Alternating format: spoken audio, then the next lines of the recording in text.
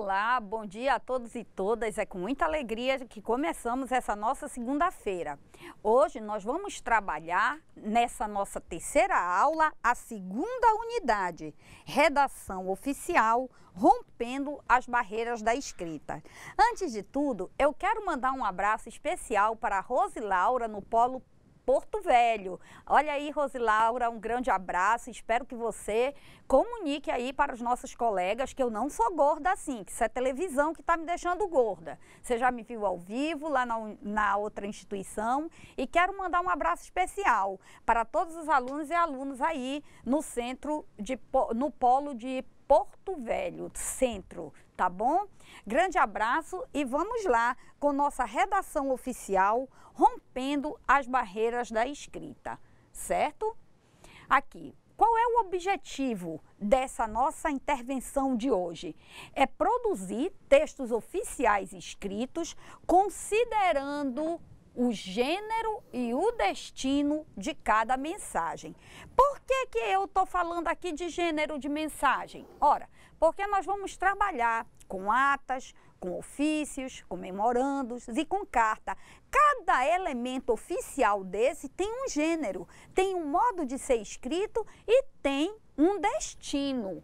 Não é? Por exemplo, a carta pessoal, ela tem um destino privado, particular. Já a carta aberta, não, ela pode ter outros destinos, ok? Nós vamos também identificar as diferentes formas de comunicação oficial e escrita, certo? O que é redação oficial?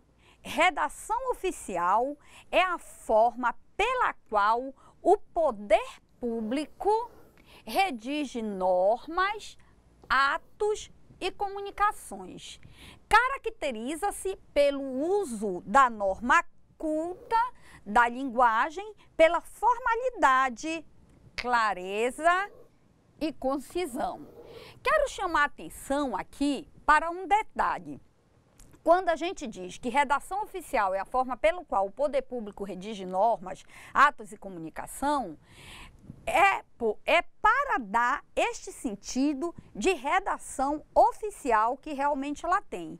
Entretanto, uma empresa privada, uma indústria particular, ela também se comunica de modo oficial com os seus funcionários e seus acionistas e participantes, certo? Por exemplo, uma empresa como a Chevrolet, ela tem uma comunicação, uma redação oficial para a sua comunicação interna e ela responde ao mesmo critério normativo e de exigência de clareza e concisão numa linguagem culta, na medida em que ela é uma linguagem, ela é uma comunicação formal que está acontecendo dentro de um espaço de trabalho reconhecido institucionalmente, ok? Essa é só a questão que eu coloco aqui. A redação oficial, ela tanto faz parte do poder público, quanto ela faz parte também de empresas do setor privado. Podemos considerar a redação oficial todo texto escrito cuja finalidade seja documentar ações concernentes tanto ao poder público quanto ao poder privado. Era isso que nós estávamos comentando aqui. Uma empresa privada também faz o recurso da sua comunicação oficial. Não se pode falar de qualquer jeito com um superior dentro de uma empresa, seja ela de que gênero for.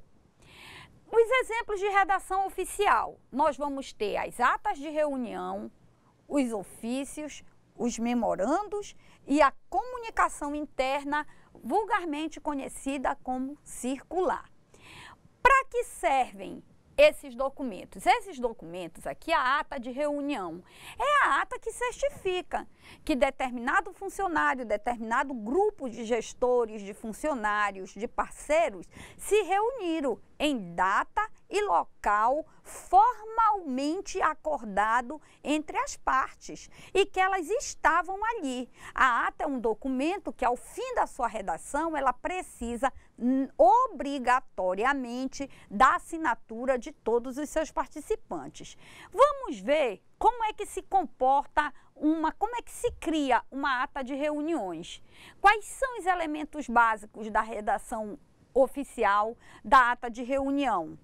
Toda ata de reunião ela tem que ter o dia, a hora que ela começa e a hora que ela termina, o local onde ela acontece e o objetivo da reunião. Ela tem que ser acompanhada das deliberações e encaminhamentos de trabalhos posteriores, hora do encerramento da reunião e assinatura dos participantes. Estes elementos, eles são fundamentais na ata. Ora, o objetivo da reunião, é claro, eu tenho que dizer por que eu vou me reunir. O que são essas deliberações? São as considerações que cada participante faz sobre aquele tema que está sendo tratado em reunião. É como cada um se coloca, é como cada um diz o que lhe interessa. Os encaminhamentos dos trabalhos posteriores são os acordos. Daqui a 30 dias, nós vamos preparar os documentos para o pedido de remessa, para a entrega de material nas escolas, enfim. Isso são os encaminhamentos dos trabalhos posteriores, tá certo? Um exemplo aqui de ata. Como é que se redige uma ata? Nós trouxemos aqui um pequeno exemplo para você. Olha aqui o dia, que a gente disse lá tem que ter a data. A ata, ela é toda por extenso. Olha aqui como é que eu digo o dia. Aos 23 dias do mês de setembro, olha aqui como eu digo a hora, a partir das 9h30, o Conselho de Ética e Cidadania da Escola Juscelino Costa, olha que reuniu-se onde? Na sala da diretoria dessa instituição, a fim de deliberar sobre os novos projetos sociais envolvendo pais e alunos da comunidade. Perceba que aqui há uma clareza, um encadeamento. Eu digo o dia, eu digo a hora, eu digo quem se reuniu, onde se reuniu e para que se reuniu. Vamos colocar aqui. Olha a deliberação agora. Na ocasião, a diretora, mas é o diretor do conselho, abriu a reunião agradecendo a todos e todas. Em seguida, olha aqui, a professora Ângela se manifestou falando da importância da criação de projetos sociais. Não está escrito aqui, mas é nesse espaço que nós vamos colocar a fala de cada participante. Aí eu termino. Por fim, deu-se por encerrada a reunião às 10h45, da qual eu, professora Neuza, lavrei a presente ata contando com a participação dos membros que se subscrevem a seguir. PVH, 23 de setembro de 2014, e todo mundo coloca aqui. Então, veja, eu tenho a hora que eu comecei, a hora que eu terminei e tenho os dados fundamentais. Você observa que a ata, ela tem clareza nas suas informações. Ora, se alguém dissesse assim, que a professora Neuza, procurasse a professora Neuza, dissesse assim, a professora Neuza, nesse dia 23 de setembro, ela estava em reunião às 9h30. Ah, mas eu não sei disso, eu não fui informado. Não, é só a gente ir lá buscar a ata. Está aqui, está dizendo, ela foi a que redigiu a ata e ela também assinou essa ata. Deu para compreender aqui como é que eu faço a redação oficial de uma ata? Está aqui esse exemplo, vocês podem estar assistindo essa aula e aprimorando esse exemplo, tá? Elementos básicos da redação do ofício.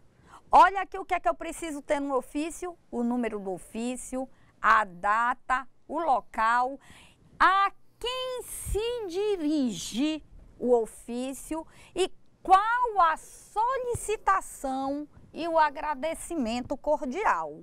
O ofício é sempre um documento no qual o indivíduo, um diretor, um gerente ou um funcionário está fazendo uma solicitação oficial interna. Ele tem um interlocutor próprio, um interlocutor determinado. O ofício não se dirige a todas as esferas, ele tem o local certo. Vamos ver como é que ele funciona. Olha aqui, Porto Velho, 23 de setembro de 2014, ofício número 025. Na verdade, a gente tem que fazer em papel timbrado e esse ofício ele fica bem aqui nessa margem esquerda, né? Da direita, aliás, margem direita, tá certo? É porque na hora de arrumar no slide não deu certo colocar para ali. E aí eu deixei aqui, mas faça essa advertência, esse número fica aqui do lado. Olha aqui, de onde partiu o ofício? A diretora do Departamento de Fabricação de Molas vem muito respeitosamente solicitar ao excelentíssimo senhor diretor dessa importante empresa o resultado da avaliação dos recursos para a implementação do novo espaço de experimento arquitetônico. Enquanto aguardo encaminhamentos, me despeço com um cordial abraço. ATT, senhora diretora Júlia Pessoa. Observe que essa redação do ofício, ela também tem que primar pela clareza e pela coesão. Ela tem que ser clara. Ela diz o que ela está esperando. Ela está esperando o resultado da avaliação dos recursos para a implementação do novo espaço de experimento arquitetônico.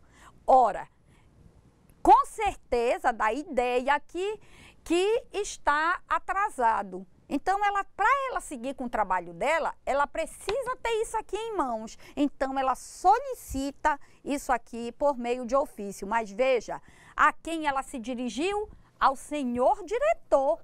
Então, esse ofício, ele não é uma comunicação aberta, é uma comunicação direcionada a determinado grupo, a determinada pessoa, a quem interessa esse encaminhamento profissional.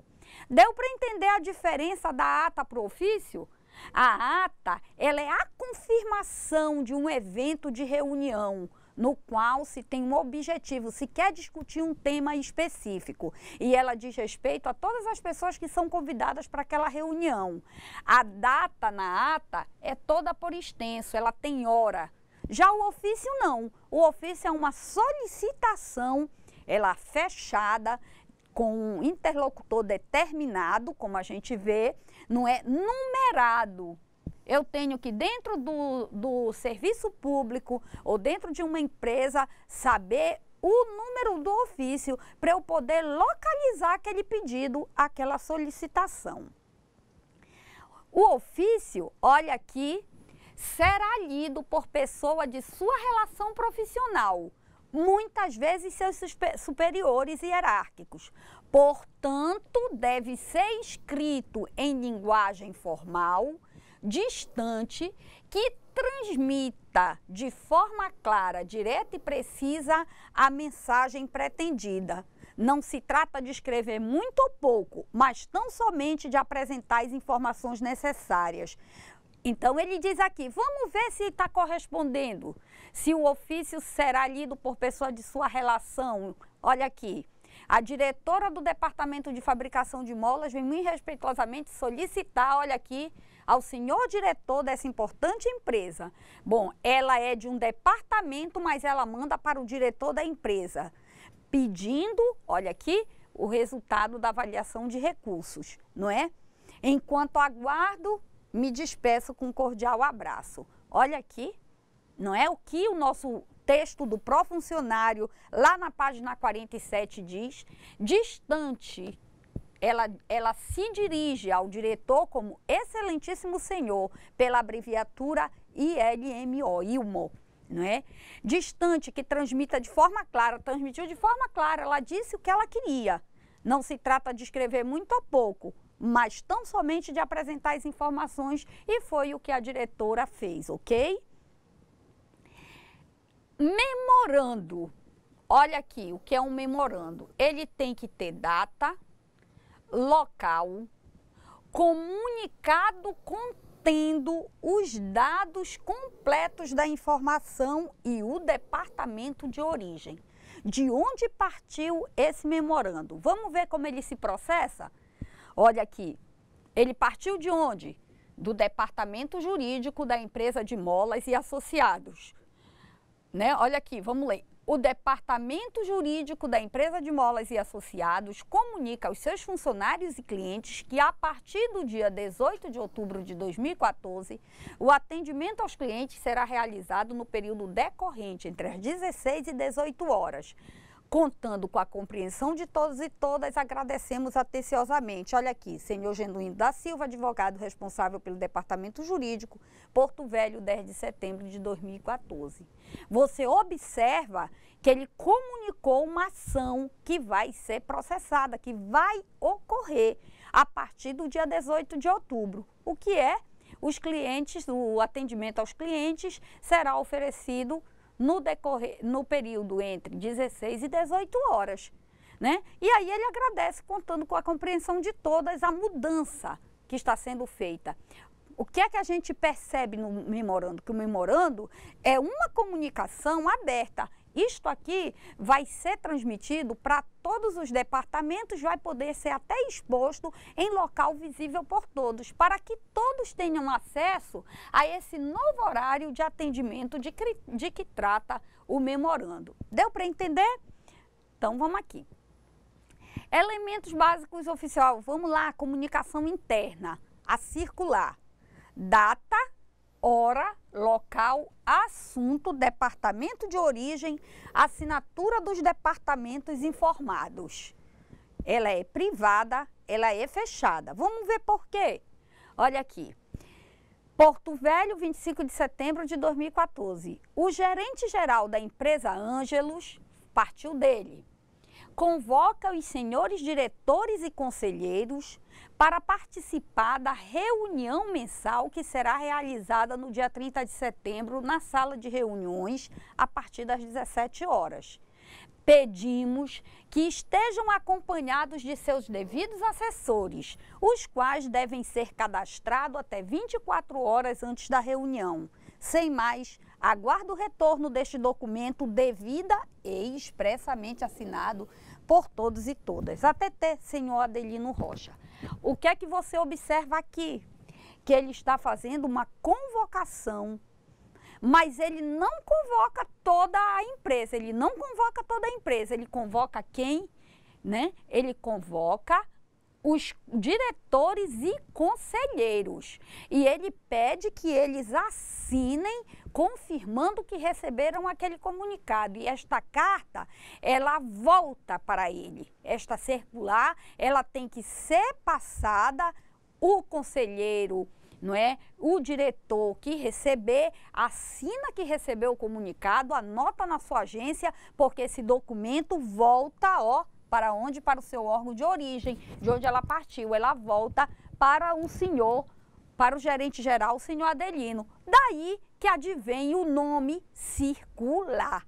Ela vai circular e voltar para o seu local de origem. O que você observa aqui também é a informação direta, objetiva. E veja que ele já coloca aqui, que ele pedimos que estejam acompanhados dos seus devidos assessores, os quais devem ser cadastrados até 24 horas antes da reunião. Por quê? Porque não cabe a todos essa reunião. Essa reunião é exclusiva dos diretores e conselheiros e os assessores que eles escolherem. Mas como é que isso tem que ser processado? A partir da inscrição de cada assessor. 24 horas antes. As informações estão todas aqui. E veja que não falou muito, falou pouca coisa, mas você sabe o dia, você sabe a hora e você sabe o que ele quer, certo? Vamos lá. O que a gente vai aprender agora? Eficácia na comunicação oficial. Olha aqui o que é que diz a nossa apostila do Profuncionário. A eficácia de um texto é medida pela resposta dada. Se for transmitida uma informação e rapidamente a resposta é decodificada, compreendida, é sinal de que o objetivo foi atingido. Claro, é tudo que eu vou falar. Vamos aqui aproveitar e entender o nosso memorial como uma redação oficial. Quando eu começo meu memorial, eu começo dizendo: aos 20 dias do mês tal, na hora tal, no local tal, iniciou-se o curso de alimentação escolar, de gestão empresarial, tal. Nesse primeiro dia, fomos apresentados aos professores, tal. Veja, eu começo dizendo, primeiramente, o dia, o local e a hora em que começa o acontecimento. Se eu parto disto, eu vou ter uma sequência ordenada, sistemática e objetiva dos fatos. Se eu me prendo naquele dia, naquela hora, eu sei que eu não vou dar margem para divagações nem informação difusa. A minha informação vai ser eficaz. Por que ela vai ser eficaz? Porque ela vai ser clara, objetiva e coesa, ok? É preciso compreender que o texto oficial, apesar de apresentar informações formais e institucionais, deve também ser enriquecido por novas formas de linguagem. Deve ser claro, objetivo e criativo. Isso aqui serve muito para quando nós vamos fazer comunicados via e-mail, não é? Que nós sabemos que várias pessoas podem ler, mas não impede e não podemos abrir mão da formalidade no conteúdo dos e-mails profissionais. Mesmo que você, como funcionária da escola, não docente, é amiga da sua diretora, na hora de fazer um e-mail profissional, seja profissional, utilize a linguagem formal e haja com o máximo de critério profissional, porque aquele e-mail, ele pode ser uma prova para qualquer coisa dentro da escola, para outras ações dentro da escola, ok? Hoje, pouco usual, a carta já foi meio de comunicação, tanto no seu aspecto pessoal quanto social. A carta, não é? Ela é um elemento que ela foi durante muito tempo antes do e-mail, a carta era a vedete. Todo mundo queria uma carta e o correio dava várias possibilidades. Como a gente vai poder ver aqui no Profuncionário, inclusive um exemplo, não é, da música, ele pega aqui a música que a Cássia Eller gravou. Vixe, me perdi na apostila, meu povo. Vou aqui falar para vocês que eu já sei qual é. Ela é aquela música: tava com cara que carimba postais e por descuido abriu uma carta que encontrou. Então ele vai nessa música falar como que o correio era usado para mandar dinheiro, para mandar encomendas, para mandar receita de bolo, para mandar cartas oficiais, para mandar cartas pessoais, afetivas, não é? Tem até uma música da Isanta, essa música, que é a emoção de ter o carteiro dando a resposta de uma carta. Quando o carteiro chegou e o meu nome gritou com uma carta na mão, Nossa Senhora, isto era um sucesso, Isaurinha Garcia cantava isto. Talvez não seja do tempo de vocês, mas vamos buscar para fazer uma graça com a professora. Tudo que fala de carta. E nós não podemos esquecer da belíssima carta de amor do Fernando Pessoa, que ele vai dizer que toda carta de amor é ridícula, não é? E no final ele diz, mas ridículo é quem nunca escreveu uma carta de amor, não é? Vamos pegar lá o poema do Fernando Pessoa, que foi o que eu queria colocar aqui para vocês, para ilustrar, mas na hora não deu, não encontrei o texto. Mas vocês vão fazer essa pesquisa, buscar a carta de amor do Fernando Pessoa. E também outro que ele escrevia cartas de amor, Pablo Neruda. Vocês vão gostar muito. Então, veja, a carta era um meio de comunicação mais comum que existia antes do e-mail. E ela fazia parte tanto do escopo pessoal, quanto oficial, público, quanto empresarial. Um exemplo de carta é a de Pero Vaz de Caminha e a carta de Getúlio Vargas. Podemos afirmar que as cartas de Caminha e Getúlio Vargas, citadas anteriormente, são exemplos de cartas sociais, pois se dirigiam, no caso da primeira, à Majestade de Portugal, para comunicar o que ele estava encontrando no solo nacional, tanto que ele descreve a pele das índias, a cor, ele diz que andavam nuas, que tomavam muito banho, ele conta tudo nessa carta para a Majestade que está em Portugal. E a segunda, não é, que a de Getúlio Vargas, foi endereçada aos seus aliados políticos e ao povo brasileiro, que foi o momento do suicídio, cuja a carta se encerra com a famosa frase: deixo a vida para entrar para a história, não é? Então, estas cartas, elas repercutiram na vida social do nosso país.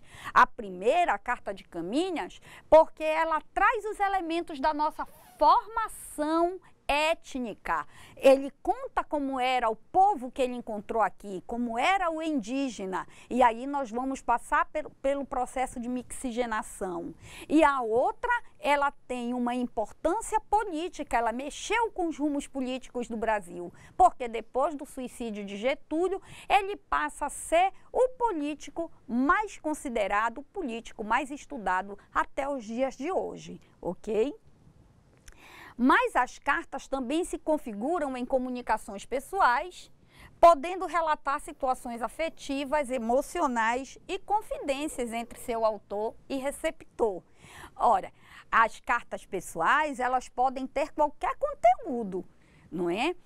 Às vezes, as pessoas mandavam cartas que eram lidas no rádio, né? As pessoas tomavam, não sei se as professoras aqui tiveram contato com isso, mas não que eu seja antiga, é porque eu comecei cedo a observar a vida, então eu tenho esta dinâmica de saber como é que funcionava a carta. Escrevi muita carta também, recebi muita carta, foi uma fase boa de minha adolescência, né? Então o correio também tinha uma carta que custava 25 centavos, que é a carta social. Qualquer pessoa podia mandar uma carta para qualquer lugar, não sei se ainda está esse preço, porque com o advento da tecnologia, da internet, dos e-mails, das redes sociais, o WhatsApp, se perdeu isto hoje. Tanto que as pessoas nem sabem mais como é um envelope de carta, nem como é que faz uma carta. Então, a gente trouxe aqui os elementos formais da carta, não é? A frente da carta, ela tinha que ter o destinatário, a quem a carta estava endereçada. O endereço completo contendo rua, número, bairro, CEP, cidade e estado. Né? Veja, destinatário é uma palavra que vem de destino. Qual é o destino desta carta? Era para determinada pessoa. No verso vinha o remetente. Quem escreve a carta?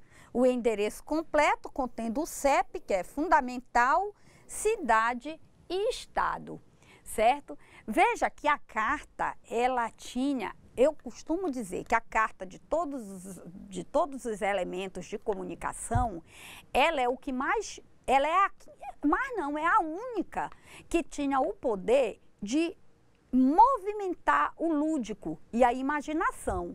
Porque, veja, quando você enviava uma carta, quando você era o remetente mesmo, né, tá aqui, quando você era o remetente, você ficava na expectativa. Será que fulano já recebeu a carta?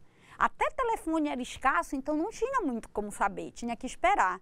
Será que fulano recebeu a carta? o que será que ele pensou quando leu tal frase? Será que eu fui claro? Havia também uma preocupação, ó gente, com a caligrafia. Quem redigia a carta, este remetente, ele tinha que ser criterioso no seu desenho ortográfico, porque ele queria que a pessoa visse que ele tinha uma boa caligrafia e que ele era inteligível, que era possível se entender o que ele escrevia, que a sua escrita era boa. Então, tudo isso mexia com o mecanismo da imaginação, do lúdico. E criava aquela expectativa que quando o carteiro chegava, gritava, olha, o carteiro não tinha também tantas caixas de correio, as pessoas não viviam tão fechadas, não é? E o carteiro se anunciava, carteiro, não é? E aí a pessoa já corria para a porta, tem carta para mim, que era a resposta, não é? A resposta às vezes podia ser agradável, nem tanto, mas o importante era o movimento, o dinamismo que a carta favorecia para a imaginação e para o lúdico, consequentemente. No nosso livro, tá aqui, encontrei a música. Lá na unidade 2.3, tá aqui a carta pessoal. E aí a música é do Nando Reis, Marisa Monte e Carlinho Brau. Ele diz assim, tava com cara que carimba as postais, né? Que por descuido abriu uma carta que voltou. Levou um susto que lhe abriu a boca. Esse recado veio para mim, não para o senhor. Recebo craque colante, dinheiro parco embrulhado, em papel carbono e barbante e até cabelo cortado. Retrato de 3x4 para batizado distante. Mas isso aqui, meu senhor, é uma carta de amor. Levo o mundo e não vou lá. Levo o mundo e não vou lá. Veja, o autor da nossa apostila para o funcionário, ele explora as possibilidades que o correio tinha. A carta, embora tivesse esse nome, carta pessoal, ela não era meramente um componente escrito. Junto com isto que a gente também conhecia como missiva, carta também era conhecido como missiva, poderiam ir várias coisas, tanto que ele diz aqui, recebo craque colante. Craque colante era aquela figurinha do álbum das copas. Antigamente tinha o álbum, aí você colecionava, a figurinha era autocolante, então aparecia o craque lá, né? E eles mandavam para outros lugares.